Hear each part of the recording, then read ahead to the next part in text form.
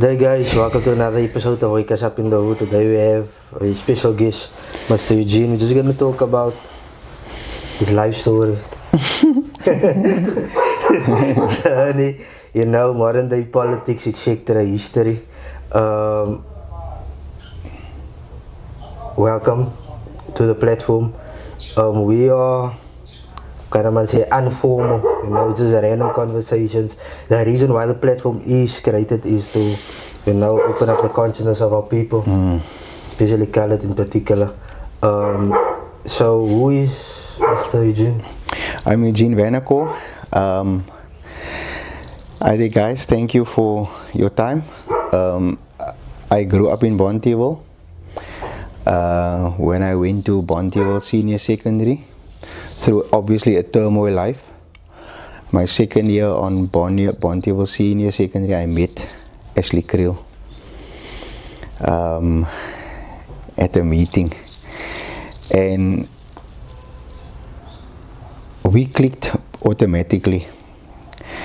Our other friend, Mr. Gary Holtzman, was another one of the people I met, and the three of us, basically we had a trio, and there was a time that we became really inseparable. And I didn't know at the time, I didn't know what we were busy with, like, you know what I mean? You're doing things like, you do stuff, but you don't know what it is that you are doing. You're recruiting people for the United Democratic Front, which was actually the ANC, because the ANC was banned. The ANC was banned at that time, and I was one of the flag bearers, because I remember when the rally was started. The first rally was held at Fun City in Athlone Industrial. I remember, and Gary said, "No, I'm gonna run with the flag. Give the flag to me," because everybody was hungry to run with the flag, man. It wasn't even 300 meters to Blase Bos. He had to hand over. And each one of us on that day got a chance to run with the flag, because we weren't fit guys. You can run for like 200 meters or 100 meters, and so that was also one of the highlights. But I don't know exactly what you guys want to talk about. Who do you guys want to talk about? No, I just wanted to find out the reason why we came here today, like I said, about the history of ASHLEYKRIEL. Oh, is it about But the conversation that we had before the cameras went prior when things like that. So would you say that there's a lot of change in today's politics, the scene, when it comes to look, it starts out pure, man, and then obviously people come in, they corrupt the system, because like in your experience, how you said you are very close with in the movement, and you didn't realize what you were busy with at that time, as a youngster, and do you think like some of these people as well in today's politics, they maybe join a guy that says we put South Africa first, or whatever the case may be, and just later on to find out that, look at this whole setup is not right? Do you think that a lot of movements now begin pure and they can't remain pure? Yeah, it's gonna happen like that. I mean, like, say for instance, even you yourself, you're busy with something, you know what it means, but in 10 years time from now, you will see, wow, what I was actually busy with. I don't know if you get what I'm saying. I understand. Because you don't see, you don't grasp the magnitude of what you are busy with yet. You know it's something big, you know it's something good, but you don't know actually how good it is. Mm. You don't actually know how big it is. And in any organization, in anything, there's always people that want to corrupt the system. There's always people that want to take advantage of it, and that is what could happen with the NCC. Because there are pure people there. The worst thing that the NCC can do is to take people from other parties and put them into the party. It must be a clean slate thing. You should not have belonged to any political party to take leadership in a party, because you are coming with that virus into the party of the other party. You're coming there with that virus. Or people might be sending you from there to come here to come and corrupt the party. That's what happened to the ANC. ANC and to the UDF? The United, like I said, the United Democratic Front was exactly what it was. It was a front. You know what I mean? It was a front, like, you know. It was just a front of the ANC. It was just a front, yes. You know, that is how you see it afterward. You didn't realize it, but that is what you see afterward. It was a front. And it wasn't a bad vehicle at the time. It was a good vehicle because the ANC was banned, and they had to influence the youth somehow, you know. And ASHLEYKRIEL was a very big role player. Anton Franz was a very big role player. Tuan Guru was a very big role player. However, there are lots of other people that supported them in what they were doing. And without those people, Tuan Guru couldn't have been who he was. ASHLEYKRIEL couldn't have reached that pinnacle. ASHLEYKRIEL had his girlfriend Williams, Kathy, with him. Nobody talks about Kathy Williams. Nobody talks about her. She also died. Why aren't we talking about Kathy? She also died, Kathy Williams. Is it? She's not here with us anymore, is she? Why aren't we talking about her? She was like this with ASHLEYKRIEL all the way. Sister still lives in Bonteheuwel, Selena Williams. So why aren't we talking? You should have a chat with Selena. I must actually put you into contact with her. You can go and talk to her. She can give you a lot of who ASHLEYKRIEL was. ASHLEYKRIEL and Kathy were very in love. And yeah, I wasn't actually kind of a smoker, but you know, we smoke Vogue cigarettes. I don't smoke today anymore, just basically out of peer pressure. But one of my fondest memories with ASHLEYKRIEL and Gary Halsman is where we went to a Bosberaad meeting in Genadendal, and that is where we really, like, you know, that is where we really intertwined. You know, myself, I was there, ASHLEYKRIEL was there, Gary Halsman was there, Cheryl Carolus was there, and we hiked through to Genadendal. We hiked to Genadendal. It wasn't, and we went on the weekend. It was a weekend of the workers' day, on the May weekend. We had a Bosberaad meeting there that time, and yeah, it was, you know. But for me, what happened is ASHLEY went away to Mkhonto Isizwe.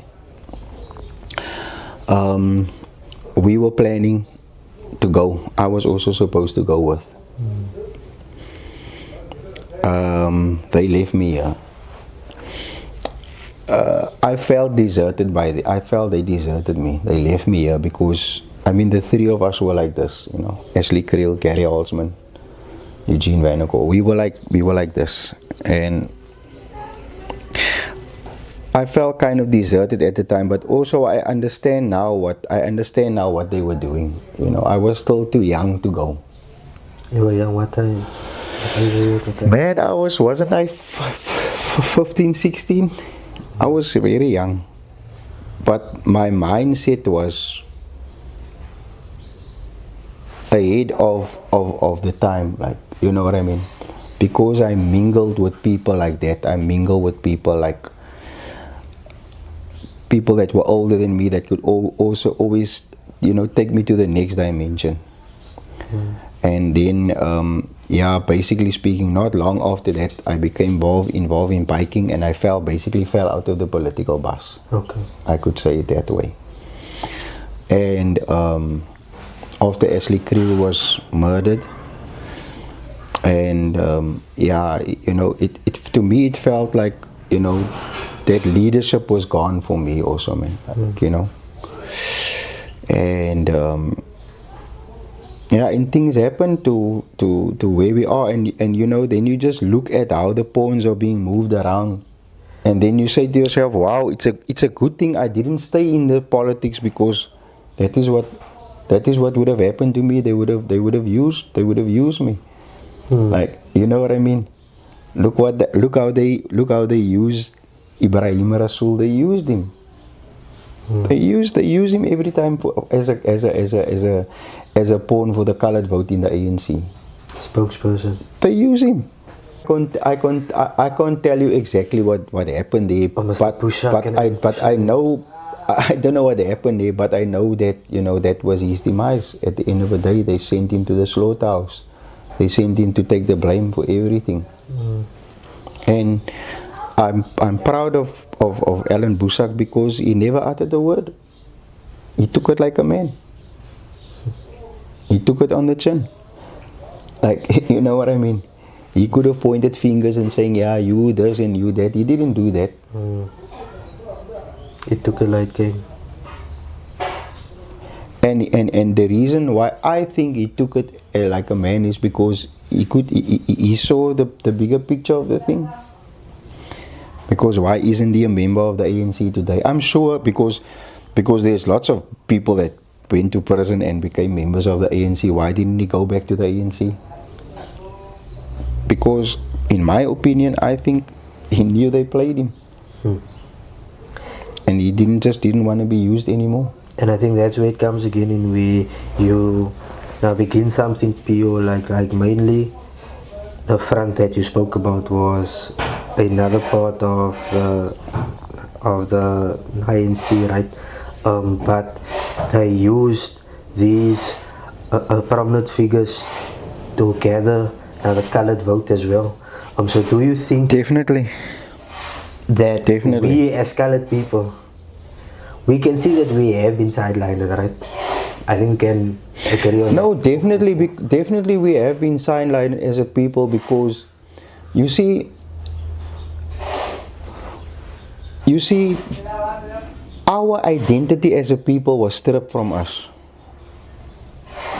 The apartheid regime government for many years, they succeeded in doing that, because we don't have a language, we don't have a mother tongue, we don't have a culture that we practice. All of those aspects, we don't have that.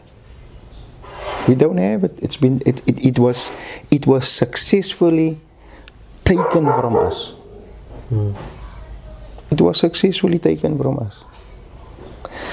And look at even the land issue now. People are still fighting for it. I mean, if you look at what was the thing there in observatory, that Amazon thing there. It's quiet now. The Amazon River. What happened there? It's quiet. Nothing's happened to it. Why? Because in my opinion, the way I know politics is, someone was paid. Some ones were paid. Yeah. Some ones were paid.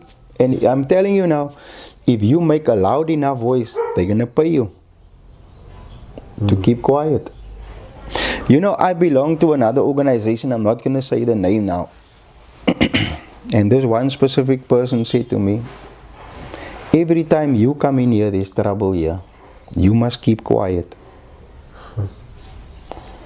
You see, once I start talking this stuff, and then people start to see the truth. In my opinion, we had a topic earlier on. In my opinion, The way I understand it, because there was a big thing in the news at the time, Nelson Mandela died in prison.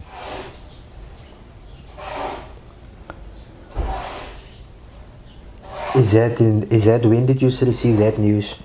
That was in the 80s, in the late 80s. There was a big thing that Nelson Mandela died in prison, and there was still the song that was played, "Free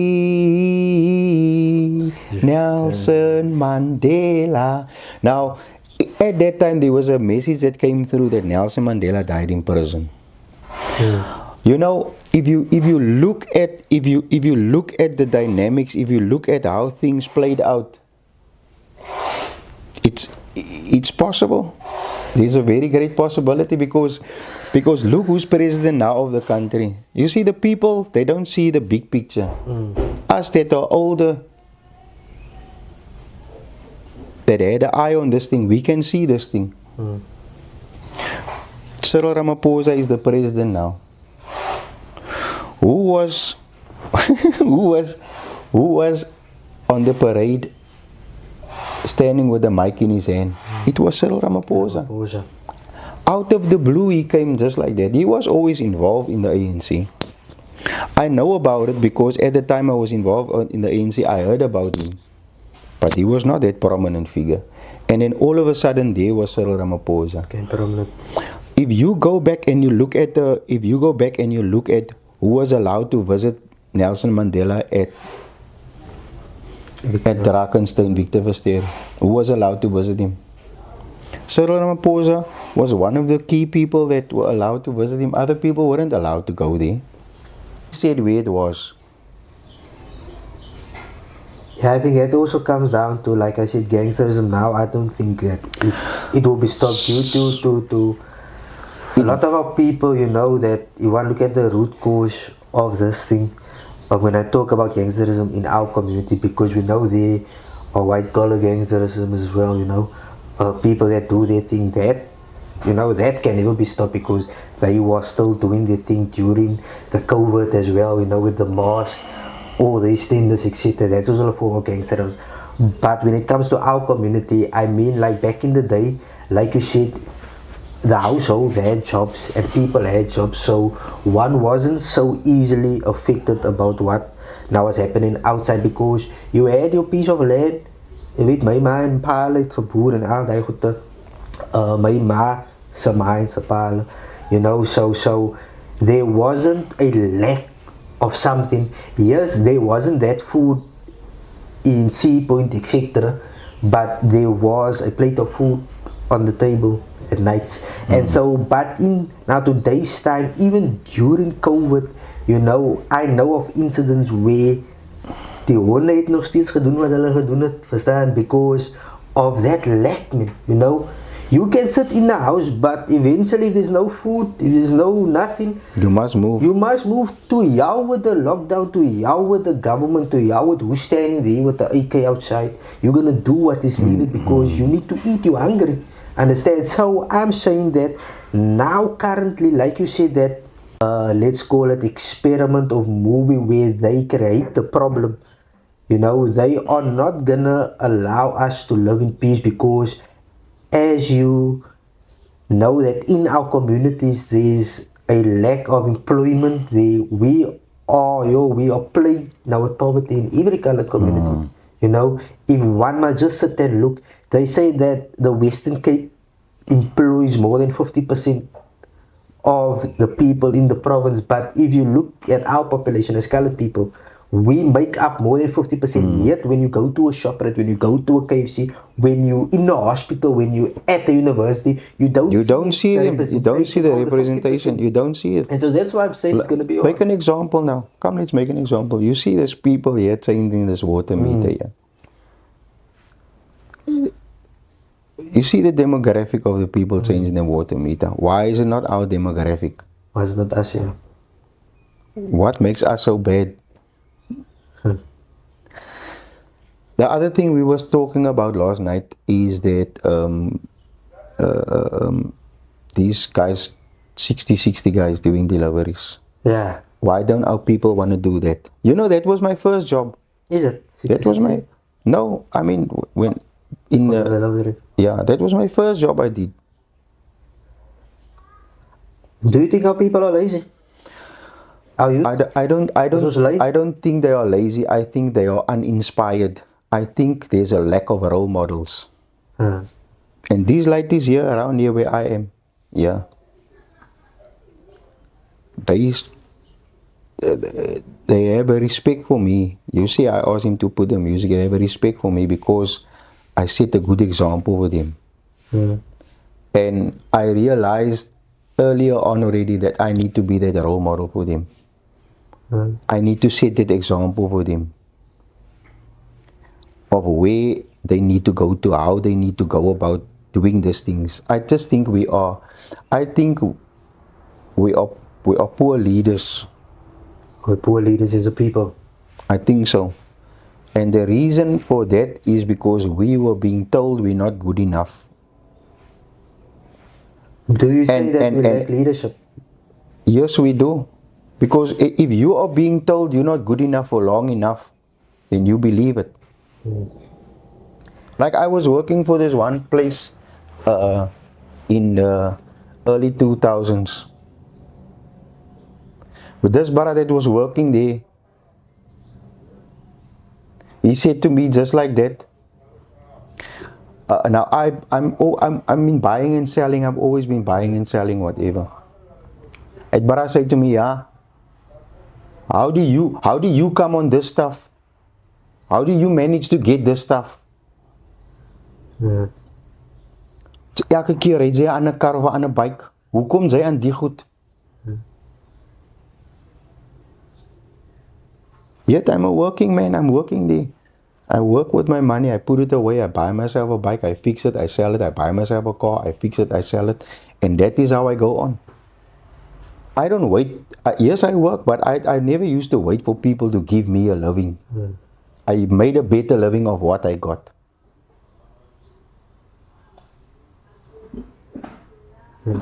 Ja, julle kan nie dinkie.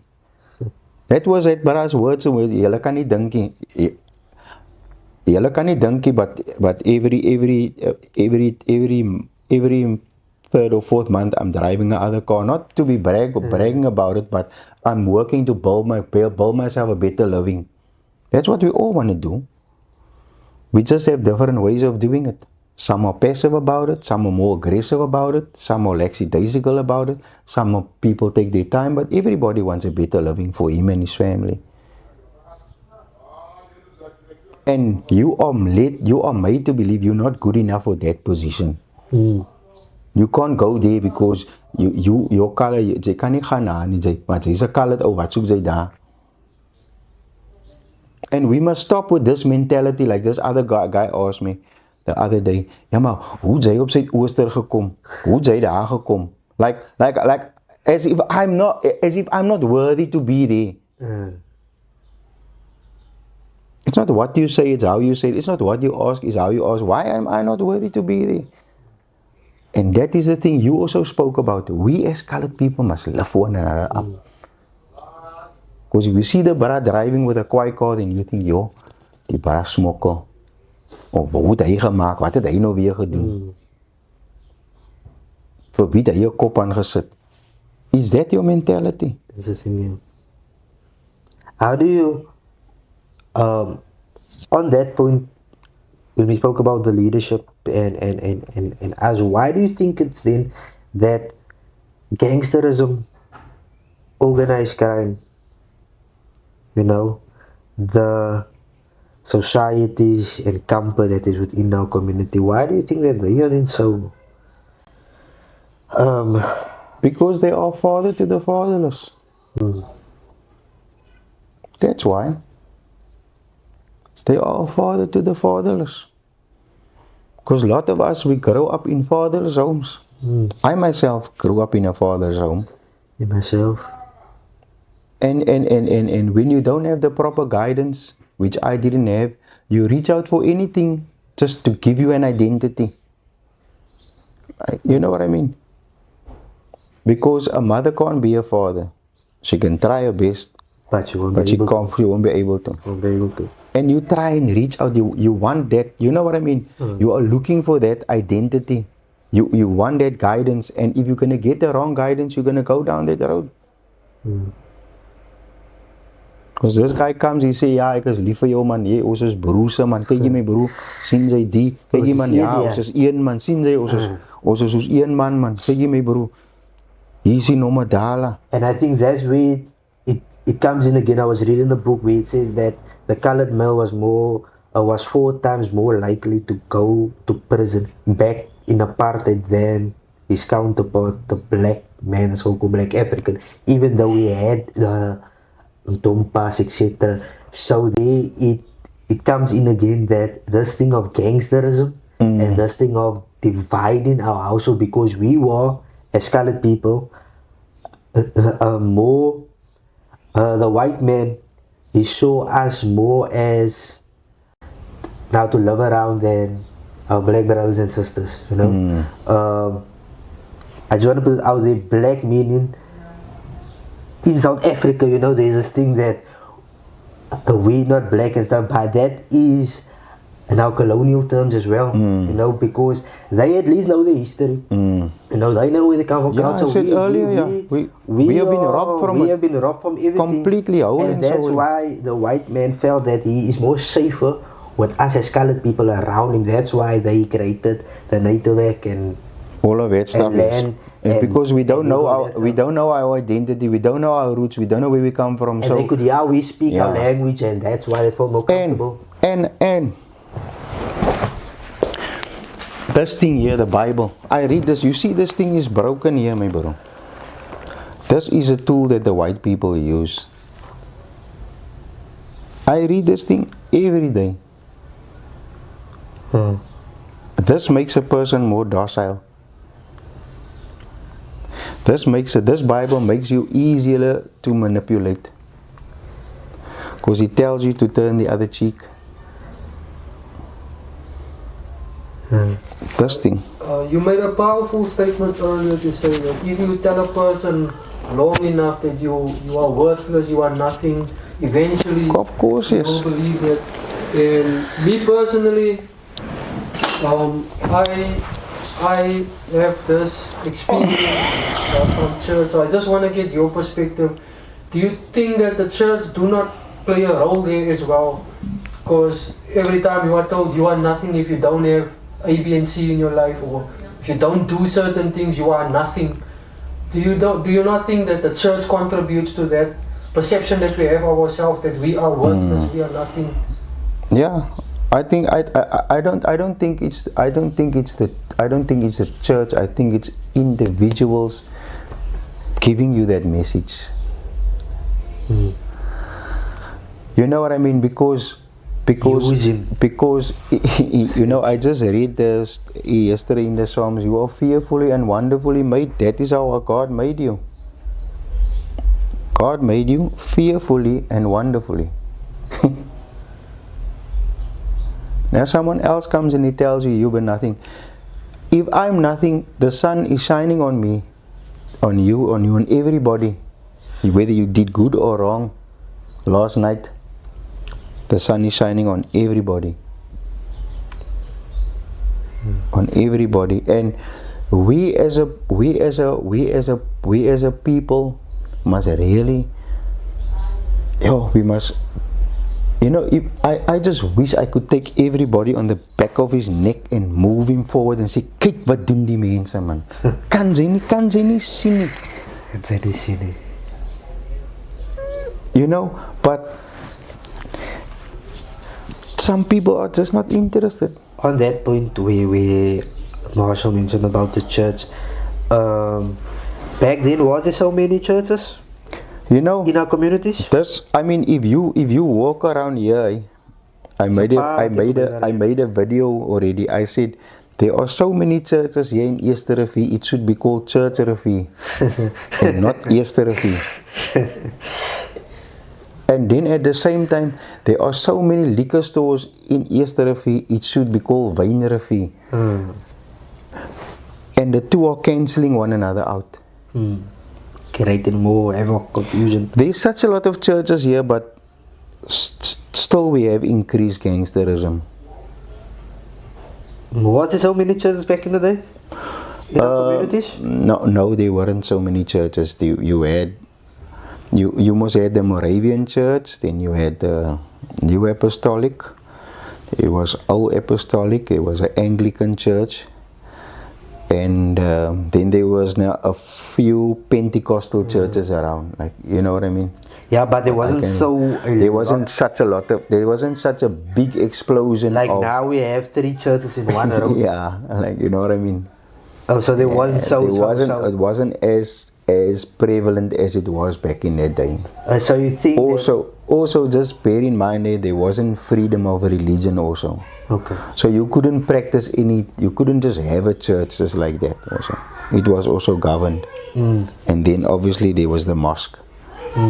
On a Friday where you could like get a different pair of shoes every time.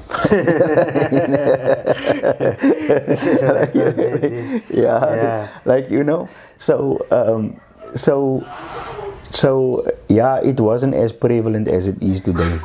You were either going to be in the Anglican Church, or you were going to be in the Moravian Church, or you Old Apostolic, or like, you know what I mean?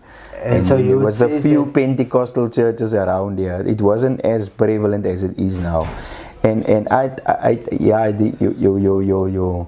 your miracle working pastors, you know, that promise you money and health and wealth and all of that stuff, those messages weren't preached at that time.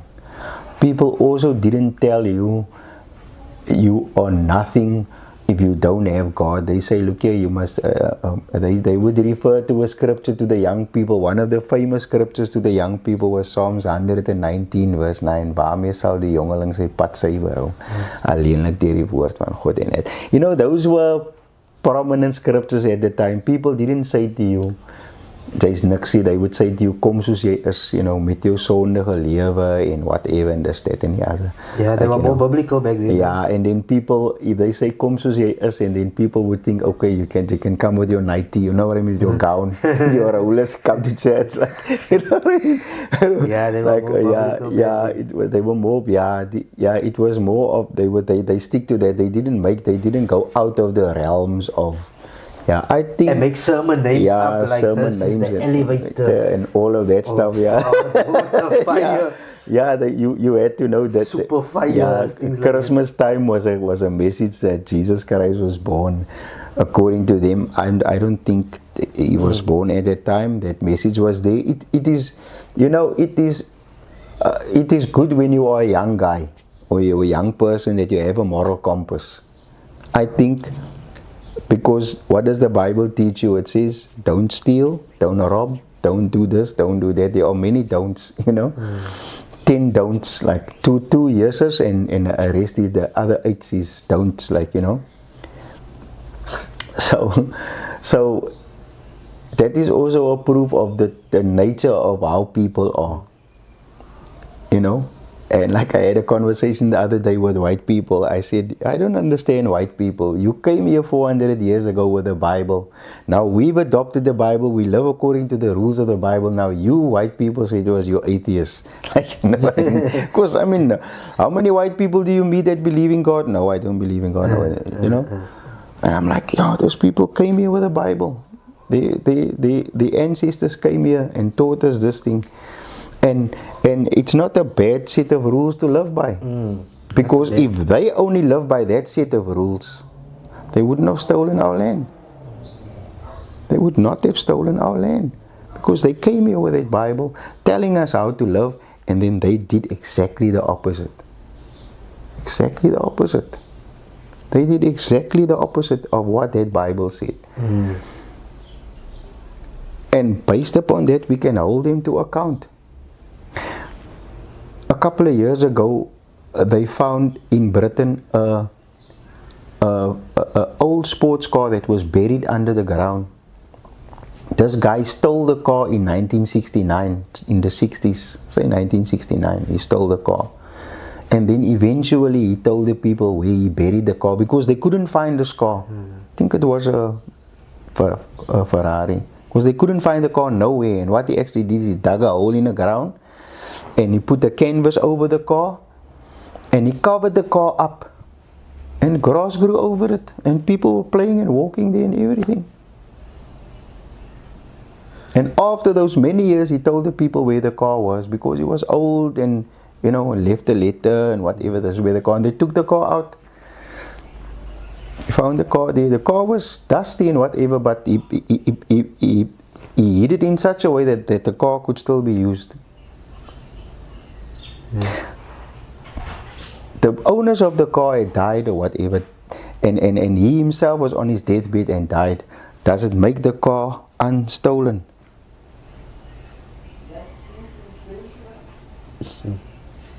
It's still a stolen car. Stolen car.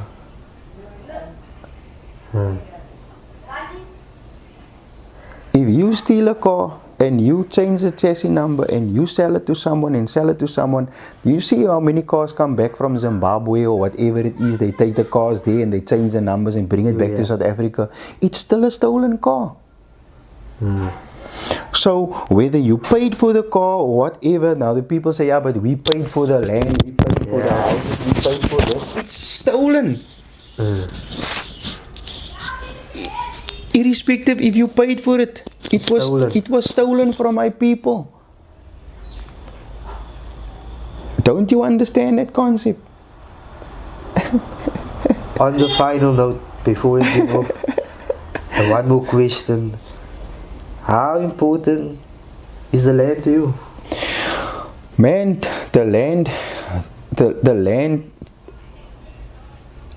in all honesty, the land is not so important for me. Because I'm going to get buried in the land. Because all of us are heading there. You love the land so much, you're going to get buried in that land that you love so much. Or you're going to have to be cremated, you're going to return to dust. That's what that Bible says that the white people brought here, that said don't steal from other people, yet they stole from us.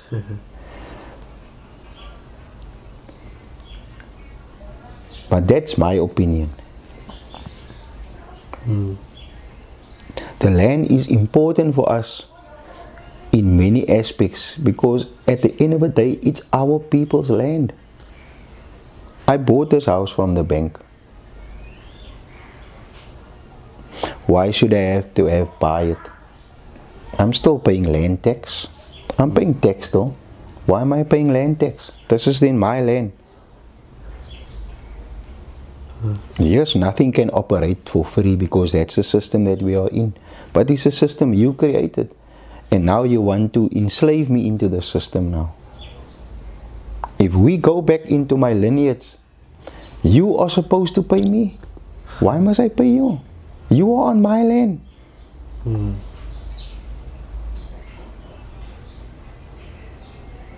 If I must now go back into my family tree now, there's a very great possibility that you must pay me.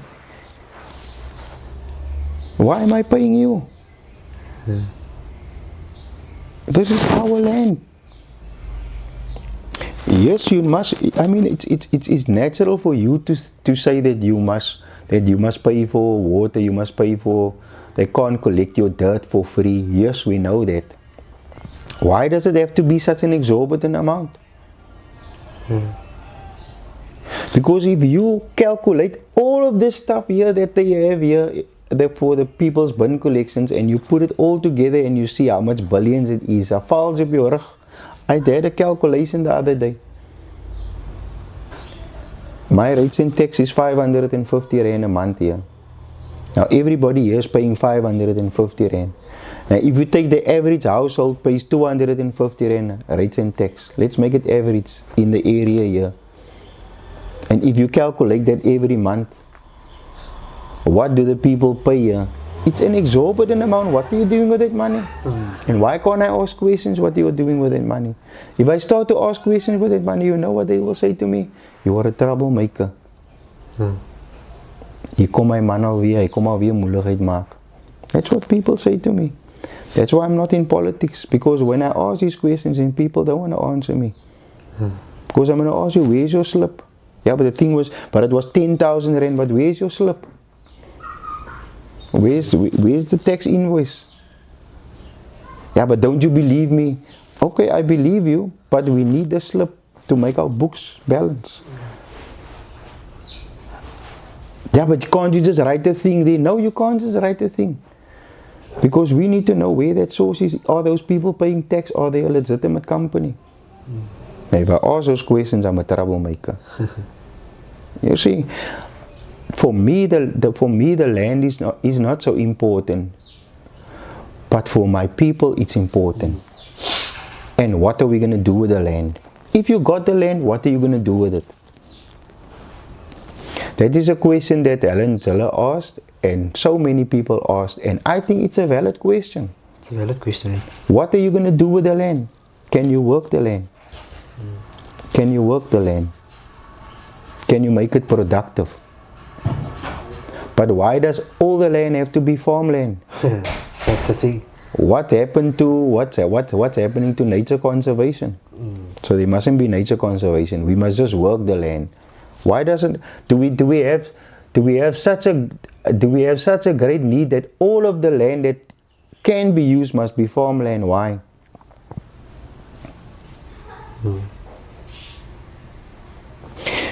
Yo guys, I don't know, we can talk for hours about this thing, but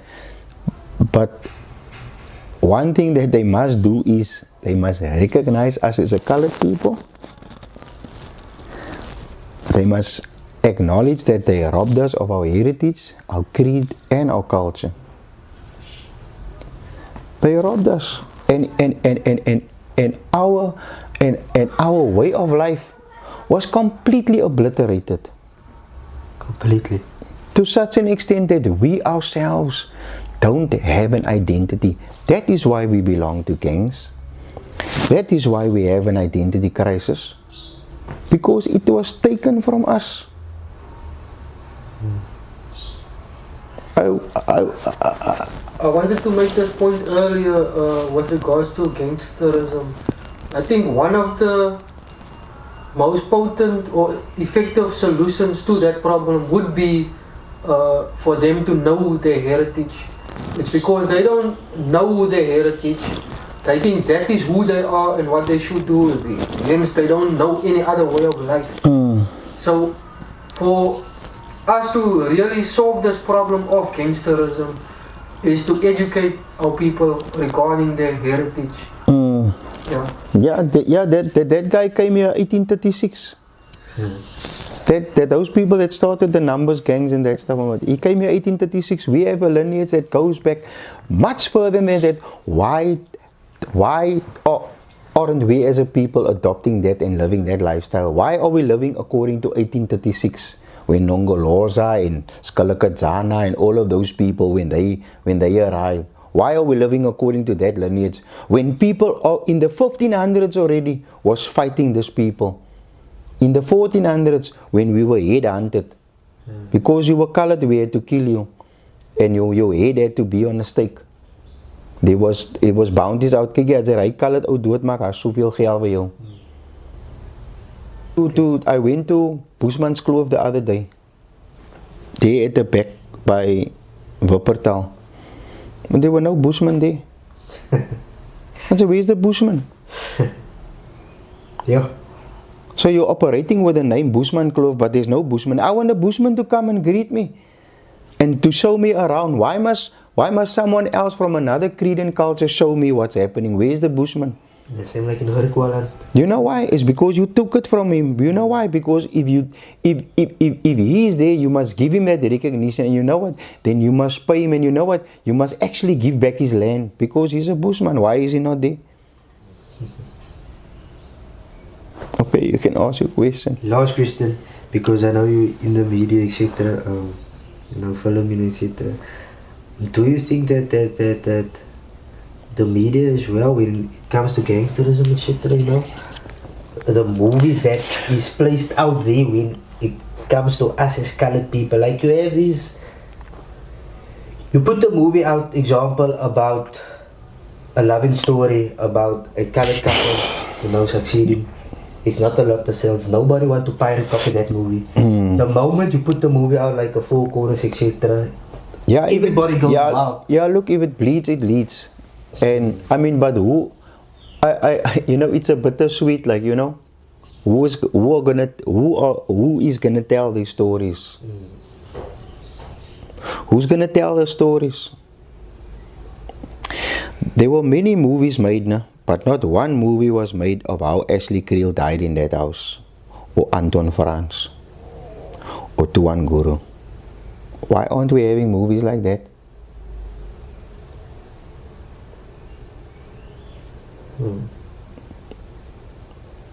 Why aren't we having movies like that? I like to wear jerseys still because ASHLEYKRIEL always used to wear his jerseys like this. It's like, you know, and it's a thing that comes, you know, with time. It's these stuff stick with you, and you know, it's a part of your youth, like, you know what I mean. But people, I got another jersey inside there that I got a very long time also. And when you put it on, you go back, you climb into that life where you used to be, like, you know what I mean. That's why it's very seldom that you won't see me with a jersey. I go with a jersey on. Yeah, and it gives you like, you know, it takes you back in time of how things were, how things could have been. Because we love our thing is that there was going to be the freedom charter, you know, the people will govern, the profit of the land would be shared among the people, etc., etc. There's nothing like that. There's nothing like that. That is why I say big ups to Fadil. Yeah, he's sacrificing a lot now. They say, yeah, he's getting a 1.2 million a year. Ja, julle president kry mos nou a 1.2 million a jaar. Wat kry julle? Okay, so what are all the other politicians getting? So they're not getting that money. So all the other politicians aren't like they also not like. What do you have to say about them? You're talking about, and you see the thing about colored people. There it comes again in here. That bra work his ass off to be where he is. Sacrifice such a lot. Now they say, yeah, he's getting a 1.2 million. Is he gonna, what is he gonna give you?